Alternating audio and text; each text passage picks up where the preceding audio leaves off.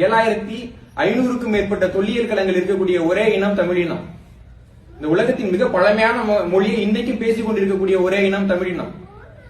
4000 ஆண்டுகளுக்கு முன்பாக அறுவை சிகிச்சை கருவிகளை பயன்படுத்தி அறுவை சிகிச்சை செய்த இனம் தமிழினம். நமக்கு தொல்லியல் ரீதியா நான் பேசுறேன், கருவிகள் நமக்கு கிடைச்சிருக்கு. இது எல்லாத்துக்கும் மேல இந்த உலகத்துக்கு நாகரிகம் சொல்லி கொடுத்தா, அது சொல்லி கொடுத்தா, இது சொல்லி கொடுத்தா எவன் சொல்லிட்டு இருக்கான். இன்னைக்கு என்ன கிழமை? சனிக்கிழமை இப்ப எல்லா நாட்டிலையும் இதே இதெல்லாம் இருக்கு, கவனிச்சிருக்கீங்களா? சனி ஞாயிறு திங்கள்ங்கிறது எல்லா நாடுகள்லயும் 7 நாள் தான் வாரத்துக்கு, கவனிச்சிருக்கீங்கல்ல? ஞாயிற்றுக்கிழமை காலையில 6 மணிக்கு முதல் ஓரை ஞாயிறுங்கிற ஓரையில நமக்கு ஆரம்பிச்சு 7 ஓரை 7 ஓரை 7 ஓரைன்னு 21 ஓரை. அது கூட 3 ஓரை சேர்த்துட்டீங்கன்னா 4வது ஓரை என்னன்னு பாத்தீங்கன்னா சந்திரன் இருக்கும். தமிழ் மரபுல 4வது ஓரை சந்திரன். இந்த கணக்கு போட்டீங்கன்னா அடுத்த நாள் திங்கக்கிழமை, அடுத்த நாள் பாத்தீங்கன்னா முதல் ஓரை புதன்கிழமை இருக்கும். காலண்டர் எடுத்து பாருங்க, ஒவ்வொரு நாளினுடைய முதல் ஓரையின் பெயர் தான் அந்த நாளினுடைய கிழமையினுடைய பெயராக இருக்கு.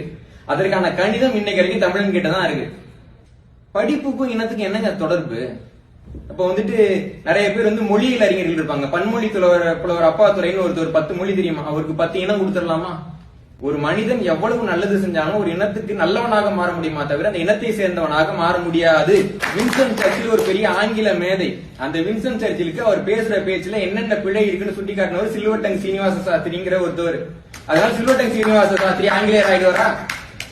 அறிவு வேணாமா? முத்தமிழ், 4 தமிழ், 5 தமிழ், 65 தமிழ் படிச்சா கூட தமிழை இல்லைன்னா தமிழை இல்லதாண்டா. அதான் மொழி வரையறை.